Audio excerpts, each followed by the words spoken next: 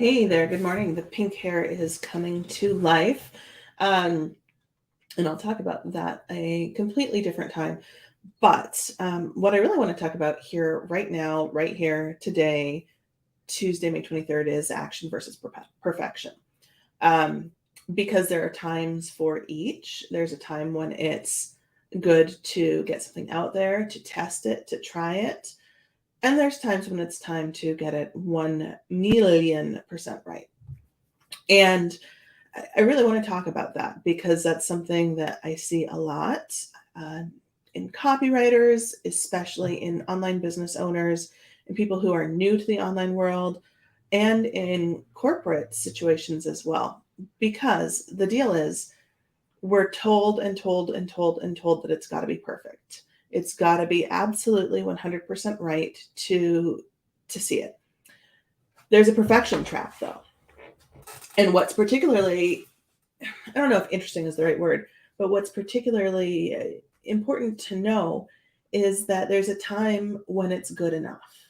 And there's a time when getting it done is better than obsessing over which word is going to land 100% right. There's a time when launching this thing becomes more important than continuing to play with it and tweak it. There is a time when it becomes like a perfection paralysis, right? Um, but there's also a time when you can't just slap stuff together and throw it up. So, what are those times? What does that actually look like? From a copywriting and marketing perspective, there is something to know, something to be said for changing market conditions. They change rapidly. You get ideas and you want to test them before you put a whole lot of time and effort into it. And so there's ties here to agile marketing, to the agile process development, where you want to work incrementally, where you want to get some ideas out there with whether it's a minimum viable test, whether it is a um, incremental, striving to improve things, or whether you're just wanting to know if this thing has legs. Then again, it doesn't have to be perfect. It doesn't have to be beautiful. It can't be error ridden. So let's look at what some of these things look like. Maybe you're throwing a new offer out there and you want to see if it works. You can do this with something like a well-written Google document that is set to preview.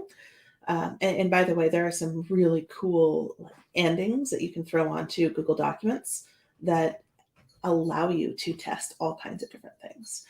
To that end, there are also some opportunities out there to just connect a payment processor, throw it in there. You don't have to have a beautifully designed sales page or website. You can do it with an email. You can do all kinds of things, short conversation, anything that you really want to touch on to make it work. So again, I'm digressing a little bit, but what are these things? You can do things in short sprints, or you can do things in like a marathon of a process. And there's a time and a place for each. In my email list today, I likened it to like my husband's deployments. When he would go on them, they were like marathons, and some days would go by in sprints. And sometimes we'd need to take a step back and be like, all right, we made our 0.07 miles today. Because by the way, that's the comparison of one day in a year to what the percentage would be equal to in 26.2 miles. We don't need to get into all of that detail per se. But what is important to know is, there's times when in your marketing efforts, certainly there is a slow, steady march that you need to make to continually move the needle. But there's also times when you need to buckle down, put your work hat on, turn off all distractions and just work hard and get it done. And there are those sprints. So while you can use like this action over perfection thing to launch an offer, to throw up a sales page, to put together some emails, to do all these things, you can also use it as a short-term fix to break out of this. What am I going to do? What am I going to do? How do I get the courage to do this? How can I stop apologizing for my website? Well, the truth is you've got to have a framework to base it off of. You've got to have this basic first draft, because if you type one word at a time or one sentence at a time, or even 3 sentences at a time. If you do it one day at a time, you're going to get there, but man, it's going to be slow and it's probably going to be disjointed. Whereas if you buckle down and that's why I offer a VIP service, incidentally. If you buckle down and just get it done, you can take some remarkable action. You can get this draft that then you can take time to polish and go through. Is this really what I wanted to do? So there's a number of ways that you can actually make that work. When is it time to make sure that it's perfect? Your brand messaging, that's got to be perfect. And with that caveat, I will say, while brand messaging is important to get it like 100% right, because yes, you want to make sure that you're on the right bent. Again, the market may change quickly. So it's important to put something out there so that you can then say, this is working. This is moving the needle. This is what I want to adapt. Because brand messaging, like everything else, is living. There is nothing static in today's world. And in fact, there's some studies out there, I don't remember the number specifically, but we're seeing a faster rate of change in the entire world, not just in the business space, but across the board. And that means that you've got to be able to adapt rapidly to things. And that means you can't take 6 to 12 months for a minor pivot or shift. You've got to be able to say, okay, let's move this needle. Let's take action within like 30 days. Let's see what we can do. And it's not to say that you can't change it later, but it is important to make sure you're spending time to get the research right. You're making time to get the copy right. You're making time to see how you can adapt and evolve these various components.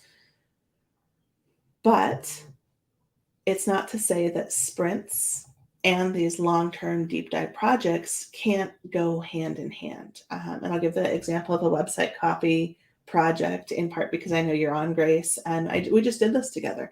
Grace has been working on updating her website copy for a while. So then we started working together for like a VIP day, and we were able to give her the clarity that she needed. We were able to give her some great detailed information on what the website copy should look like. And it's going to be fun when she launches it, by the way. I cannot wait.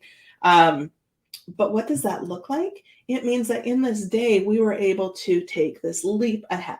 So instead of taking, a yard a day, or a meter a day, we were able to get 100 meters down towards the finish line in one day. And then she can take the next step and the next step and the next step.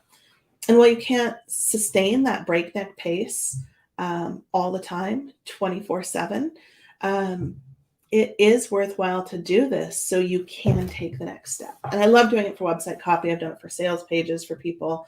I've done it for marketing collateral. There's a number of things we can do it for brand strategy. And I just wanted to talk about this because not enough people are talking about the difference of action versus perfection.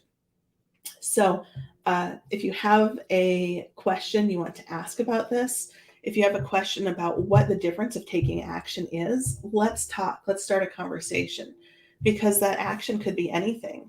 And just being like 100 meters closer to the finish line could give you the courage to start talking about it because you finally feel confident in this direction.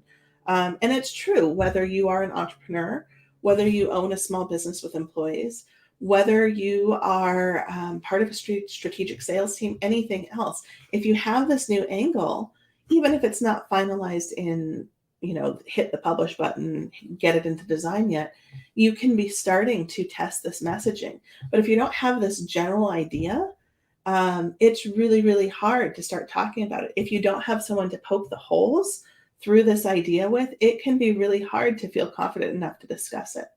And Grace, she just said here, I don't know if you can see the comments or not, it's true. Sometimes you just need a push to get started and move the needle.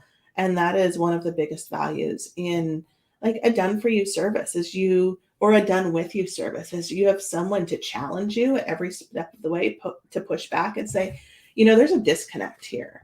Or, I know you love this idea, but really I'm not 100% sure it's clear what you're getting out of it. If it takes, one sentence and I'll give you an example of an offer name. If your offer name is so clever that it's not, you're taking like 6 sentences to explain it instead of like maybe a 5-word modifier, then it's not something that will track with your ideal audience. And these are just some of the things that we can do in this time together. These are just some examples from recent conversations and phone calls. Um, and the other thing is I can do it for people who are in the same industry, but it's also really helpful to have someone who can push back who maybe isn't as familiar with your industry because they force you to get clear on these ideas so that you can talk about them, whether it's at a backyard barbecue, whether it's with a prospective client who really, really, really needs a service, but they don't even know what it is or that it exists. So you have to be able to articulate that super clearly to put it into terms that matter to them. Anyway, all this to say, um, done is not always better than perfect. Done is a million percent better than analysis paralysis or perfectionism paralysis. And done is sometimes what you need to just get off the ground. On the other hand, there are times when perfect matters. And, I work with people on those too. So I very much look forward to chatting with you in greater detail on done versus perfect. I'd love to know your thoughts on it. Happy to have a debate.